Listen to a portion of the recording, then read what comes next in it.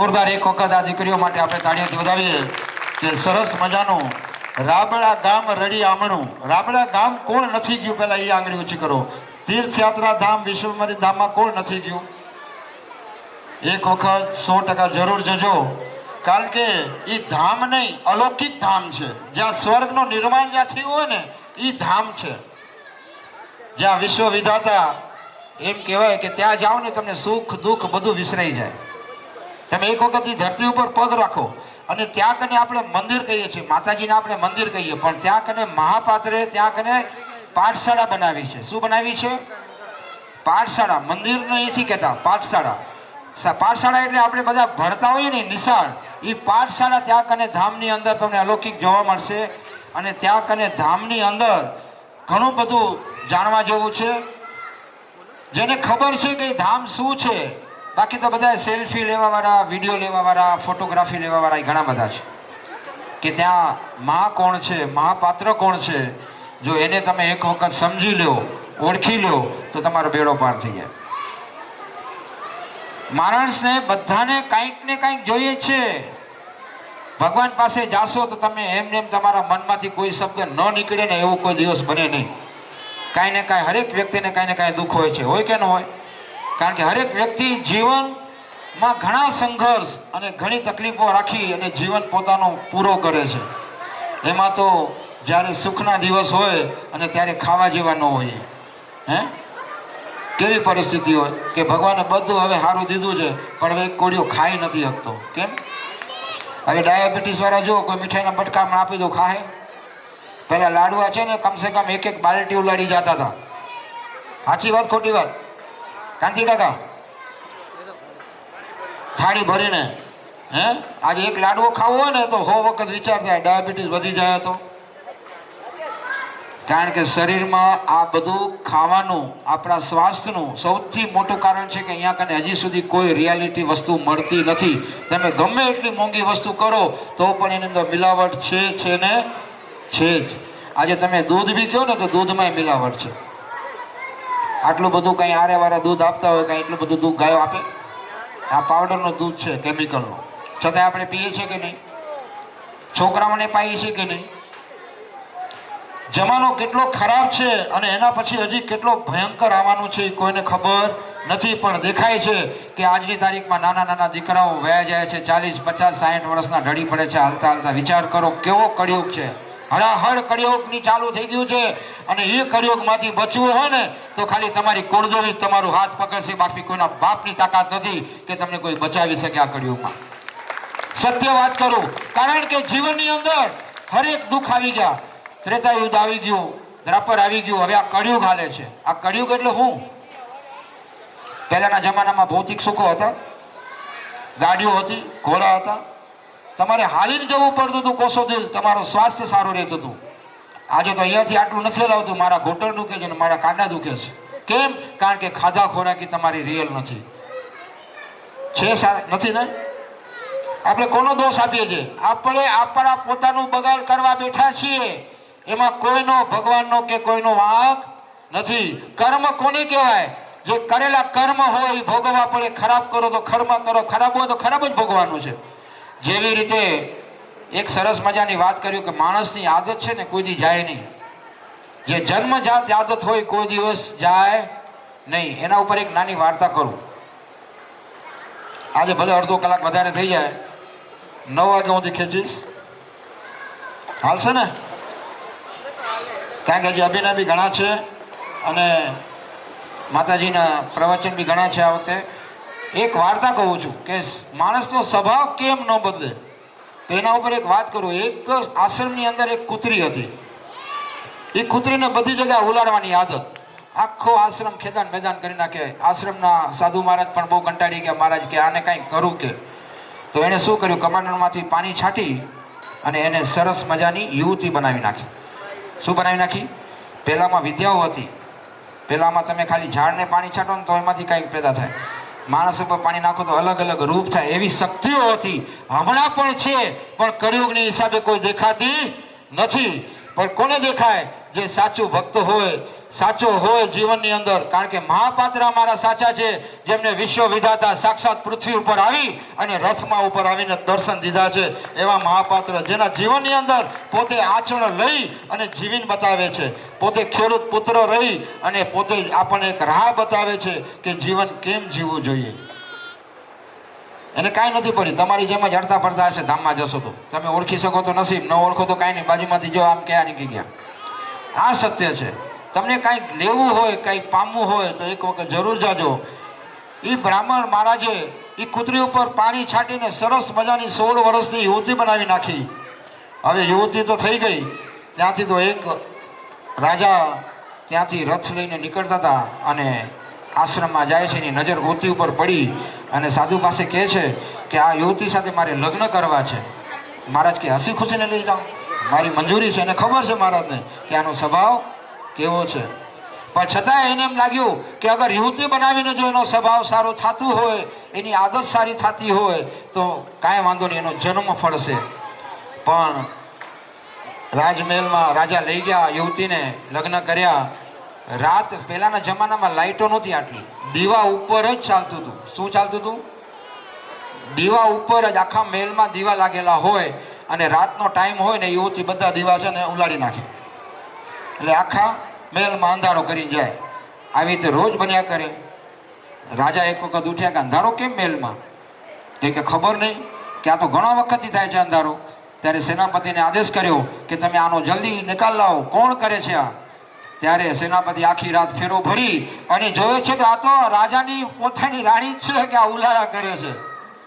એટલે રાજાએ હાથ પકડીને પાછો એને આશ્રમમાં મૂકી આવ્યો કે આ પકડો તમારી, આ અમારા કામની નથી. કે તો વિચાર કરો, મહારાજે પાછું જેવું હતું તેવું ને તેવું એને બનાવી નાખ્યું. કે કારણ કે તારી આદત તમે નથી ભૂલી, તો આપણે આદત કેમ બદલે, આપણો સ્વભાવ કેમ બદલે, એ આપણા જીવનની અંદર 100% તમે પ્રેરણા કરો તો બહુ સારું. હવે મેહુલભાઈને કહીશ કે અહીંયા આવે, એમના ઘરે જે કાલનો સ્થાપન છે, આજે એના હરખનો પાર નથી. કેટલા મહિનાથી રાહ જોઈને બેઠા છે મેહુલભાઈ કે મારા ઘરે માનું સ્થાપન ક્યારે થાય, મારી કુળદેવીનું સ્થાપન ક્યારે થાય અને આ માનવ વિચારધારાનું સ્થાપન ક્યારે થાય. તો મેહુલભાઈની વિચારધારા આપણે સાંભળીએ. મેહુલભાઈ.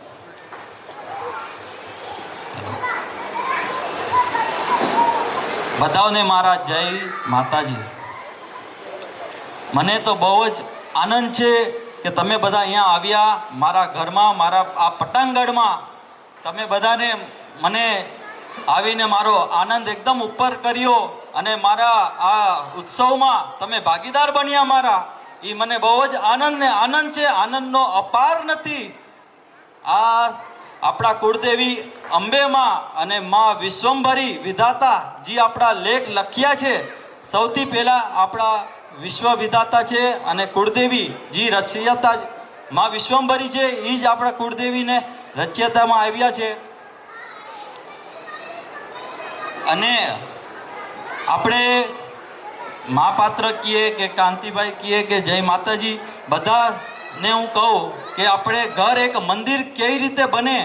સૌથી પહેલાં તો ઘર એક મંદિર બનાવવું એ આપણા માટે બહુ મહત્ત્વપૂર્ણ છે. કેમ કે લીએ ઘર એક મંદિર ક્યારે થાય? જ્યારે આપણા શરીરમાં કે આપણા સ્વભાવમાં ખાલી 2 વસ્તુ વહી જાય ને તો આપણું ઘર એક મંદિર બની જાય. સૌથી પહેલાં છે માણસની ઈર્ષા ના થવી જોઈએ, દેખાદેખીમાં ના જવું જોઈએ. આપણો સ્વભાવ, આપણો કર્મ દેખાય છે. અને બીજી વસ્તુ છે કે નિંદા ના કરવી જોઈએ કે કોઈની, તો આપણે ઘર એક મંદિર બને. અને મારાથી કાંઈ બોલાઈ ગયું હોય તો જય માતાજી.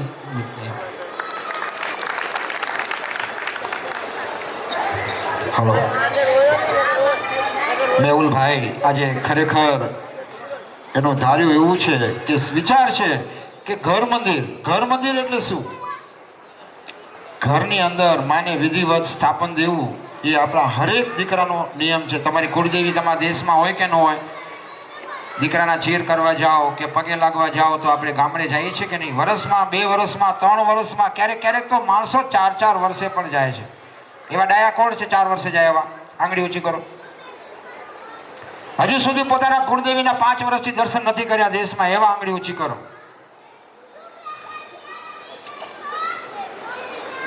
કેમ? પહેલાના જમાનામાં છે ને, પહેલામાં એટલે હમણાંની જ વાત કરું, અમને ને 25 વર્ષ પહેલાંની વાત કરું, ત્યારે મુંબઈની અંદર માણસો જામનગરથી કે અમારા કચ્છથી ટ્રેનમાં આવતા હતા અને અહીંયા નોકરી આવતા હતા. ત્યારે માવતર બધા દેશમાં જ રહેતા હતા. ત્યારે આપણા મોબાઈલની વ્યવસ્થા નહોતી. અંતરસ્કારીય શું કહેવાય ને, પોસ્ટકાર્ડની રાહ જોવા માટે માવો છે ને ત્યાં કને પોસ્ટમેનને કે મારા દીકરાનો કંઈક આગળ આવ્યું છે. વિચાર કરો, માં કેટલી આતુર હોય જ્યારે પોસ્ટમેન આવે ને ત્યારે કાગળની કે પોસ્ટકાર્ડની રાહ જોઈ કે મારા દીકરાના સમાચાર આવે. ત્યારે ટેલિફોનની નહોતી. ત્યારે એનો એક ખાલી પોસ્ટકાર્ડ વાંચીને એના આંખમાંથી ડબડબ આંસુ વહેતા હોય. જ્યારે આપણી કુળદેવી આપણી રાહ જોતી હોય ને આપણે વર્ષો સુધી ન જાય ને તો આપણા ઉપર ધિક્કાર થઈ ગયો. જવું જોઈએ. અને એ માંગે હું છે તમારી આગળ. તમારી કુળની રક્ષા કોણ કરે છે? તમારી કુળદેવી કરે, બીજો કોઈ નહીં કરે. કોઈની બાપની તાકાત નથી. જો તમારી કુળદેવી રાજી હોય તો જ આ વિધાતા તમારા ઘરે પધારે, બાકી આવી શકે નહીં. તમે ટ્રાય કરી જુઓ, 100% ટ્રાય કરો કે મારી માં ક્યારે ઘરમાં આવે. મારે માનો વિચારધારાનું સ્થાપન કરવું છે. હું તો એમ કહું છું કે કેટલાના ઘરે તો માના આસન વરસ 2 વર્ષ સુધી ધૂળ ચડી ગયો ને તો સાફે નથી કરતા. એના ઘરે માં આવે. તમે એમ કહો કે હું રોજ દીવાબત્તી કરું છું, હાલશે? હું તો કહું છું નાયા વગર દીવાબત્તી કરો, હાલશે. નાસ્તા પાણી કરીને દીવાબત્તી કરો તોય હાલશે. પણ અહીંયાથી સાચા દિલથી કરજો, તમારા મન ચોખ્ખું રાખીને, તો માં આવશે. હે? બાકી આપણે તો દીવાબત્તી કરતા હતા, આપણા વિચાર તો ક્યાંય હાલતા હોય. હે આજે શું કરવું છે ને, આજે આખો લિસ્ટ ખાલી દીવાબત્તીમાં જ કરી દીધો આપણે આખા દિવસનો પ્રોગ્રામ. હે? આ સાચું છે. ખાલી માને દુનિયા કોઈ કહી ન જાય કે આના ઘરમાં મંદિર નથી. એ હિસાબે જો મંદિર રાખતા હોય ને તો કાઢી નાખજો, અને વિધિવત ન કરવું હોય તો કાંઈ વાંધો નહીં. હવે સરસ મજાનું અભિયાન એ માટે કહું છું કે મહાપાત્ર ધન્ય થઈ ગયા. શા માટે ધન્ય થઈ ગયા? કારણ કે આને એવી જો વિધાતા મળતા હોય. કેમ આટલા વર્ષો પછી મા વિધાતા મળ્યા? કારણ કે મહાપાત્રની અંદર 7 જન્મની કર્મની બેલેન્સ રાખેલી છે. કેટલા વર્ષની? 7 જન્મની, 7 વર્ષની 7 જન્મોની કર્મની બેલેન્સ મહાપાત્રમાં છે. ત્યારે વિધાતા ક્યારથી પૃથ્વી ઉપર ગોતતા હતા, કોક એવો વિરલો મળે કે એને મારે દર્શન દેવા છે. ત્યારે આ એક જ વ્યક્તિ વિરલો છે, વિધાતા જેને કહેવાય વિઠ્ઠલભાઈ કાકડિયા. મહાપાત્ર સંબોધીએ છીએ આપણે. એમને સાક્ષાત વાડીમાં દર્શન દીધા, અને એ દર્શન દીધા ત્યારે વિશ્વ આમ કહેવાય ને કે ત્યારે એનો પ્રકૃતિનો કેવો નિયમ થઈ ગયો છે. કારણ કે ખુદ રચેતા છે પ્રકૃતિની. એ ત્યારે માહોલ કેવો હશે? વાદળા કાળા ભમ થઈ ગયા, ઝાડોની ડાળીઓ ગળી ગઈ, ગીર ગાયો નીચે જમીનમાં હોઈ ગઈ. અને વિધાતા જ્યારે આવે છે કડાકાને ભડાકાને, જ્યારે આમ કહેવાય ને રીતસરની વાત છે, આ ઉપરથી ફૂલની વરસાદ થાય છે, ત્યારે મહાપાત્ર કહે છે કોણ છો તમે? મહાપાત્ર શું કહે છે? કોણ છો તમે? ત્યારે માએ કીધું કે હું વિશ્વ વિધાતા, હું વિશ્વંભરી માં બોલું છું. વિશ્વંભરી માં કીધું, અને ફૂલની વરસાદ. હજી બી આ ફૂલ મહાપાત્ર પાસે સાચવેલા છે, એવા ને એવા છે. અને એ ફૂલ કોક કર્મનો દીકરો હશે, એને જ મહાપાત્રે કીધું કે હું આપીશ, કે કાંતિ કે. અને ત્યારની એક વાત કહું તમને કે ત્યારે મહાપાત્રે આગળ માં એનાથી બહુ રાજી હતા કે માંગ દીકરા માંગ, કે તને જે જોઈએ એ આપું. કે ત્યારે મહાપાત્રે કોના માટે માંગ્યો? એ કે મારે શું કરવું છે આ બધું ભૌતિક સુખ કરવા માટે? મને એક સરસ માણસ બનાવવા. કે શું કીધું? માનવ બનાવવાનું માંગ્યું, કે હું સારો માનવ બની શકું. આપણે તો કેટલું માંગી લીધું હોત, મળ્યા હોત તો. ગાડી જોઈએ ને, બંગલા જોઈએ ને, મારા છોકરાનું આ જોઈએ ને, ફરી આખું લિસ્ટ આપી દીધું. હે? કારણ કે આ જમાનો એવો છે, જ્યારે તમારા આગળ કોઈ શક્તિ આવીને ઊભી રહી જાય ત્યારે તમે માંગી જોજો શું માંગો છો. ત્યારે આપણા ભૌતિક સુખ સિવાય કાંઈ ન માંગી શકીએ. અને જો હું માંગી શકું તો એમ જ કહું કે હે માં, તારો દીકરો જ્યારે હાડ કરે ને ત્યારે માં તું હાજર દોડતી આવજો ને, એ માંગું. કારણ કે માને બાંધવું એ આપણા માણસનું કામ છે. હે કે માને હાડ પાડો ને માં ન આવે, એ દીકરાએ માંગવું જોઈએ કે માં તું હાડ પાડે તારો દીકરો ને તું હાજર રહેજો ને. એ માંગે એટલે માં તારા હાથે બંધાઈ ગઈ. માં ક્યાંય તમારાથી આગળ જાય નહીં, પણ કર્મનો દીકરો હોવો જોઈએ. જો ખરાબ દીકરો કરે તો દંડે ભોગવવા તૈયાર રહેવું જોઈએ. આ નક્કી છે. હવે સરસ મજાનું અભિનય લઈને આવે છે. ધન્ય ધન્ય થઈ ગયા મહાપાત્ર. કયા બેન છે બાપુ? આવી જાઓ મેદાનમાં. છવીબેન, આ દીકરી મને 4 વખત મળવા આવી. લ્યો જોરદાર રેખો કે તાળીઓ વગાડો આને. લ્યો છવીબેન, હવે સરસ મજાનું અભિયાન હો. બાકી બધા હેઠા. ઓ વાલા, તું મારા ભેગો.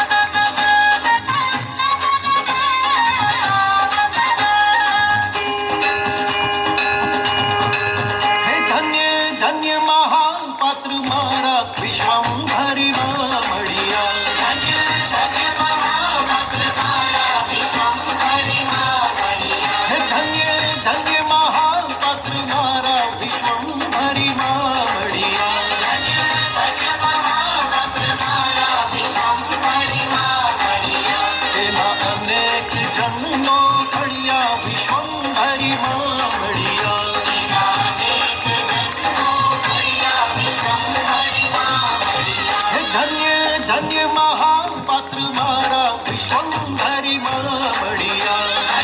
ધન્ય મહાપાત્ર મારા વિશ્વંભરી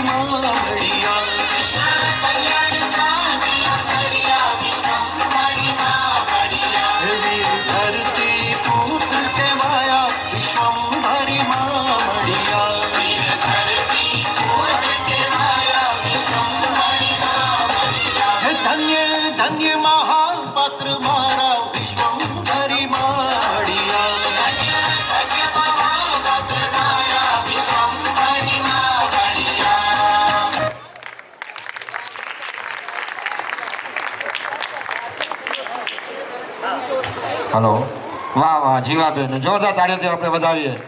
ધન્ય ધન્ય થઈ ગયા મહાપાત્ર અને માં મળ્યા. અને આપણને જો માં મળે તો આપણે ડબલ ધન્ય થાય કે નહીં? મને તો લાગે છે અડધા તો ઘર છોડીને આશ્રમમાં વયા જાય.